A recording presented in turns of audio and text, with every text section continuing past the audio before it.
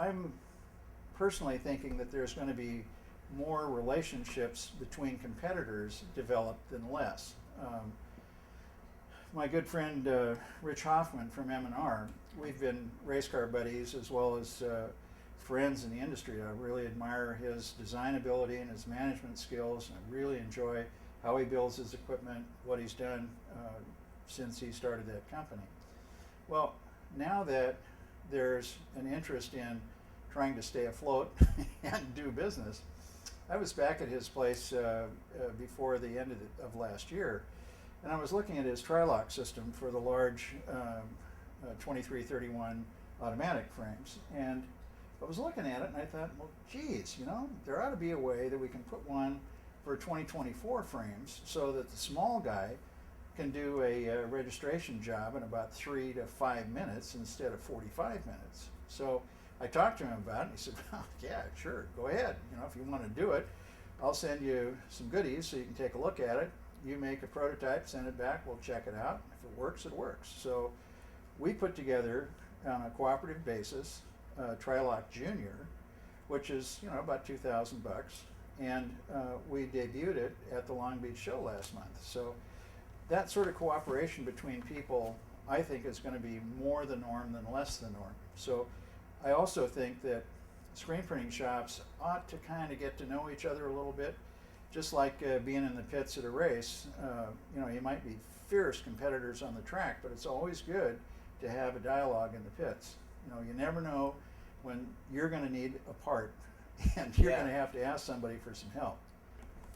And you mentioned something about the Trilok. This is the large M&R Trilok. I thought this was really interesting because setup and registration is so important. It's key. If you're spending hours setting a job up, then that's just money that's flying out the door. Absolutely. So this is the big one, but yours is fairly similar to this? Yeah, it's exactly the same. It's just a smaller size and it has a different bracket. This is set up for 3 points of contact for the frame. And it's got a similar thing for your exposure unit.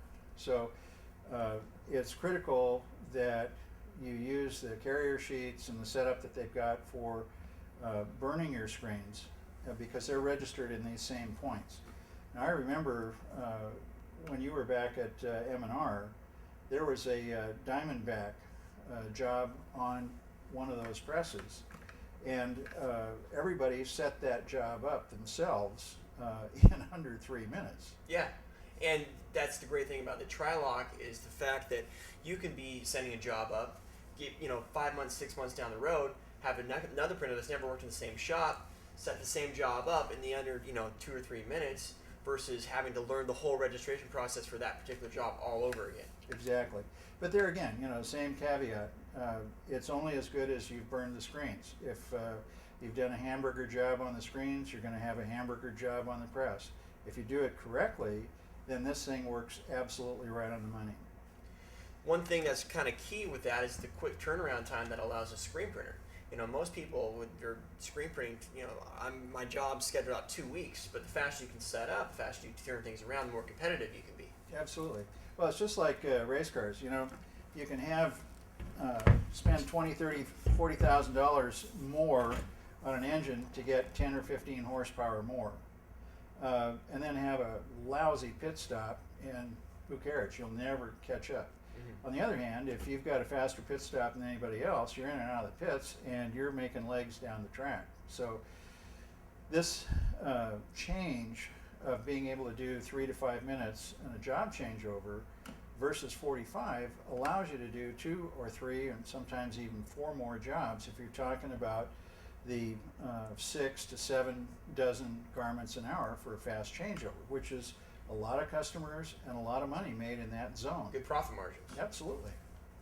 Well, through this economy, basically taking that setup time, taking your time and efficiency and increasing that, decreasing the setup time, increasing your efficiency is very key. It helps you be competitive, over other competition who may not have that advantage. Well, not only that, the interesting part about it is by being able to do more work, the untold story is it allows you to hire 1 or 2 more people which normally wouldn't have a job. And right now, that's a big deal. Well, that's one really cool thing I've always thought about presses and being able to sell these presses is the fact that when you sell a press or when somebody buys a press, it's providing work, food on somebody's plate and a future for, people for years to come. Absolutely. Well, that's the thing that I like. I mean, a lot of people have asked me to build automatics from the very beginning, and I have just never wanted to have the loaded gun pointed at me for somebody calling up that's losing $500 an hour because an electric part broke. I mean, I just don't want to go there. So manual I can control.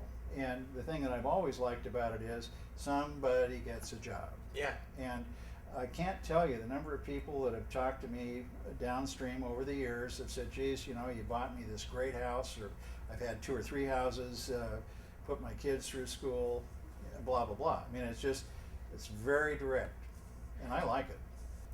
The way these presses are built, they're so lightweight, like the race car idea. You can really print fast with them. Some speed records of how fast people have actually printed with these manually? Yeah, I think Winterland wound up holding the record for one-color jobs. They had 3 guys on a 4-color press, and they trade off printing about every 45 minutes because the printer would be on the verge of collapse. But they pulled a little over 600 single-color prints an hour. Wow. It was insane. I mean, one guy was loading, one guy was unloading, and one guy was printing as fast as he possibly could, and the 4th guy was slapping more ink in there about every 15 minutes. It was insane. That is hauling. Yeah, but I mean, that's smoke coming out of the press. Well, yeah, but I mean, that's not something you could do for a great length of time. But at any rate, it's subjective. I always like to be conservative about how many prints you can get because you need to have your slowest person be successful as well as the fastest. Yeah. So I usually say somewhere around 14 dozen an hour on a 4-color, 10 or thereabouts, maybe a little more on a 6-color. But still, you take 10 dozen an hour, that's 120 shirts an hour, making a couple $1 profit a shirt at the minimum. Yep. That's some really, good money. Absolutely, and there again, with a system like this where you're portable, you're on wheels, it only takes a little bit of space, you can be very competitive without having to spend a whole lot of money. So you have thousands of these presses in the market. Yep, over 20,000. 20,000 presses in the market. Any words of advice to somebody just getting one of your new presses? Well, yeah, I think the most important thing is to not be afraid to try something new. Everybody tends to be in kind of a herd mentality, and a lot of people continue to think that, well, this is just for printing shirts.